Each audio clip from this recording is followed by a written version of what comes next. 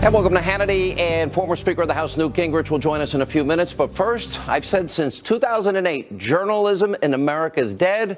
And now we see just how low the alt-left propaganda, destroy Trump media will go to smear President Trump at every turn. And that's tonight's opening monologue.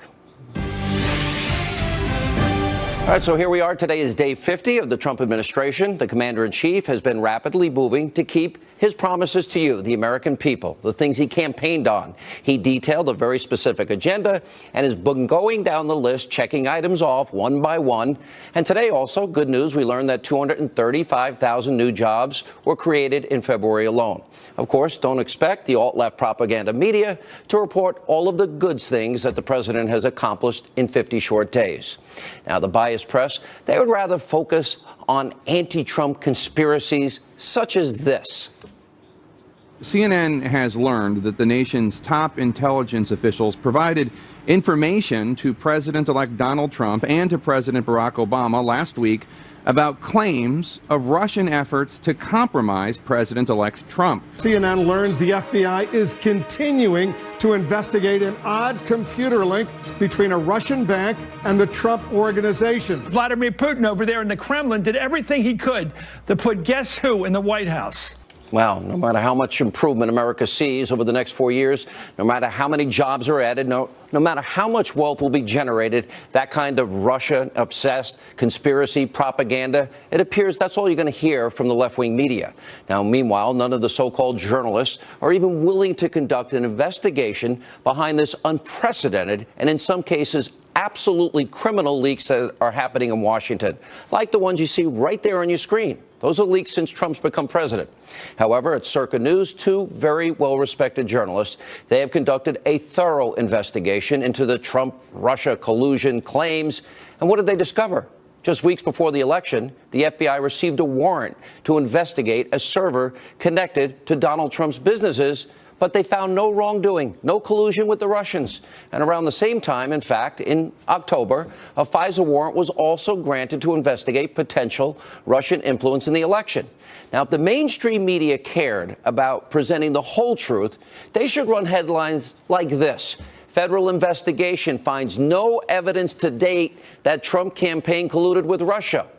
I'm not going to hold my breath that someone will actually publish this, even though they should tell the American people the truth. And that's the problem. Time and time again, the media is so focused on pushing their radical, lazy agenda, they fail to see the truth that's right in front of them. Now, they never vetted Barack Obama. They never admitted to colluding with the Clinton campaign and acting as their surrogate. And they utterly failed to predict the rise of President Trump. So who can disagree with me that they are abusively biased? Who can disagree with Steve Bannon when he calls them the opposition party in this country? Now, many in the media, they're so deeply invested in seeing that President Trump fails. Well, many deep state, Obama-era holdovers, they're still entrenched in government.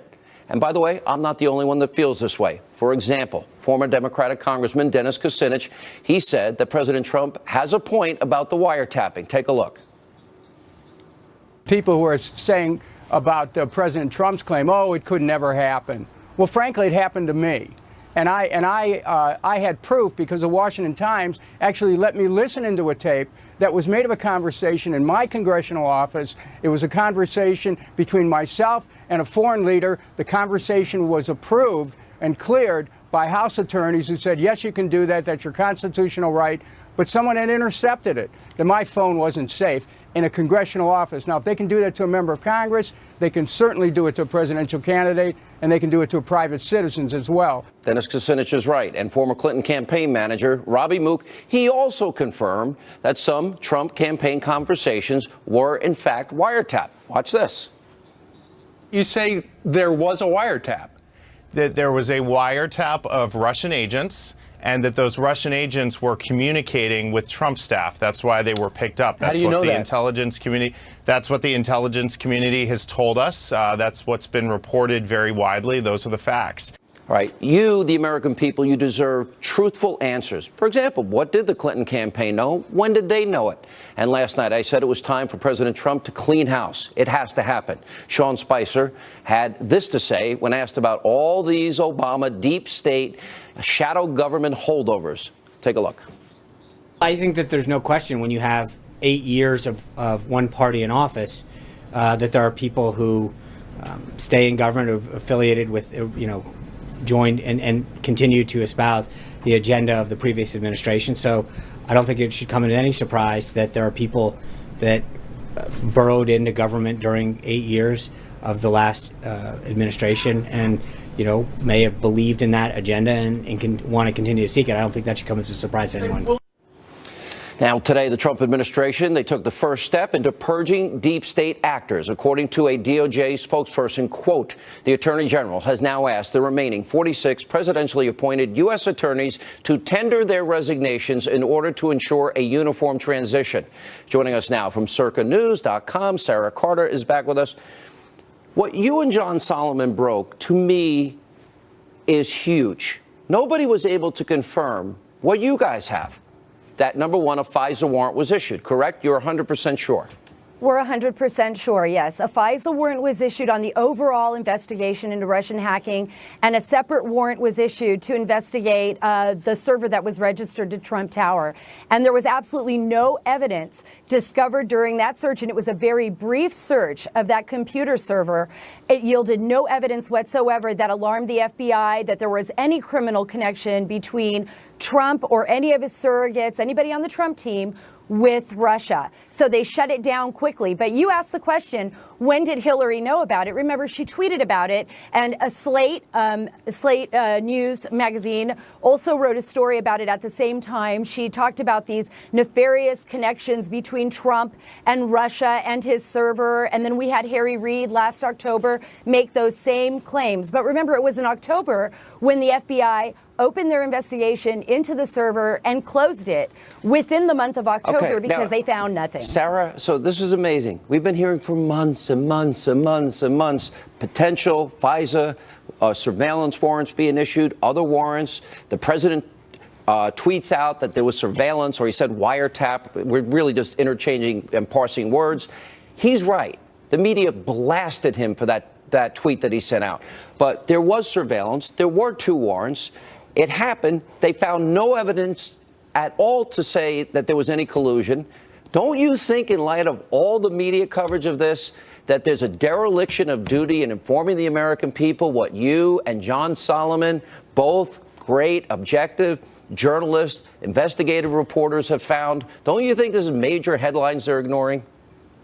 Absolutely. I mean, I think what you need to do is go to the truth. I tell you where there is evidence, though, Sean. There will be evidence as to who leaked this information if there are good investigators willing to find out who did. And that's where the trail of breadcrumbs will be. Because even though there's a wide expanse of intelligence agencies that can access this type of information, the leak on Flynn's telephone call, that was signals intelligence. That's a felony. Revealing that, like they did to the Washington Post, to David Ignatius, is actually a felony. And every time you go into a SCIF, that's a compartmentalized room that is highly guarded, so you can look at this information. Every time you go in there, you leave a marker. And that marker remains there so that people can go back and see who viewed that information. So if somebody wants to find out who the leaker is, if somebody wants to find out who violated federal law and leaked classified information on the wiretaps that were on the Russian ambassador, not on Trump, but they were on the Russian ambassador at that time and not on Flynn, they can find out. And that evidence is there. So I believe that whoever is appointed to investigate on the leaks will eventually sniff out that person, and that person will be exposed. Well, Sarah, I got to say again, both to you and John Solomon, really great investigative work. You deserve far more credit and coverage than you've been getting. Has any major other media television network reached out to you both? No, I mean, I've seen it out there. I've seen people talking about it, but no, sad. They have That's not. sad. All right. We will continue to follow this story into next week, I promise you. Now, with more reaction, author of the New York Times bestseller Treason, former Speaker of the House, Fox News contributor Newt Gingrich.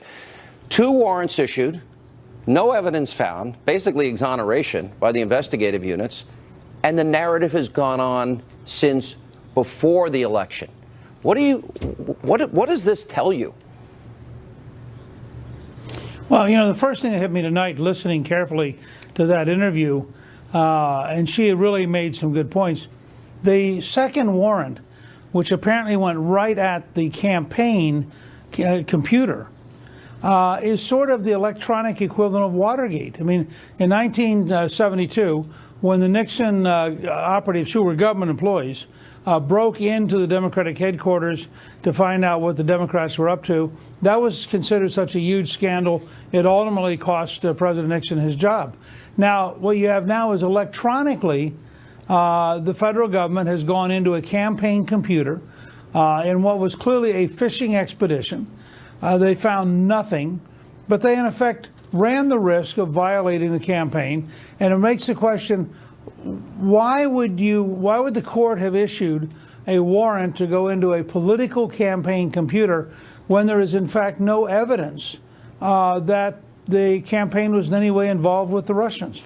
It is unbelievable to me because we've learned a lot about the news media. I said in 07 and 08, you called me once in the 08 election, and you said I really was going out on a ledge investigating Obama's radical associations and Ayers and Dorn and Wright and Alinsky and Acorn and Frank Marshall Davis.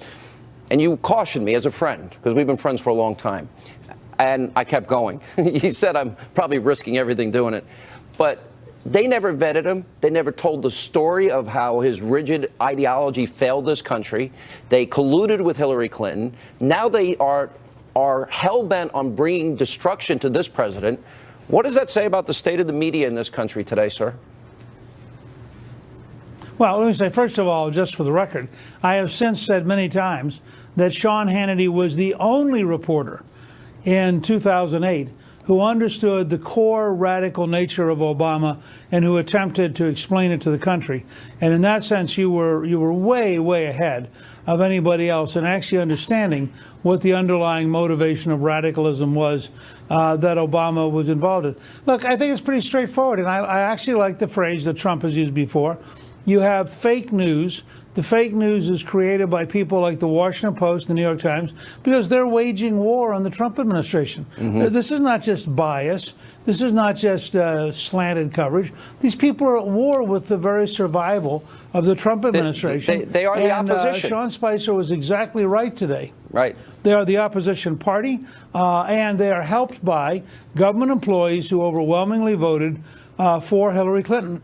We know, for example, that 99% of the campaign money donated by the State Department went to Hillary Clinton. Hang on one second. 99%. That tells a big story. We'll have more with Newt Gingrich right after this break. Very important story we're covering here. Also, the king of fake news himself, Brian Williams, who got busted for fake news and lying, is now trying to lecture the commander-in-chief. Really? Austin Goolsbee, David Martosco, and later, Tommy Lahren and Jessica Tarlov are here. A busy news night on this Friday. This program is